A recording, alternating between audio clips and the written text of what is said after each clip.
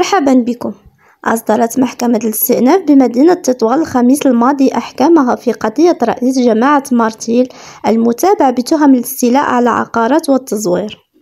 وفي القضية تم حكم رئيس الجماعة بالسجن لمدة 8 أشهر مع وقف التنفيذ بسبب التزوير في تنازلات بالملايير للاستيلاء على عقارات، كما تم براءته من تهمة المشاركة في التزوير بمحررات عرفية. على صعيد آخر، صدرت أحكام بالسجن النافذ لمستشار بجماعة تطوان وموثق بتهمة التزوير والاستيلاء على عقارات تأييدا للحكم الابتدائي الصادر ضدهم.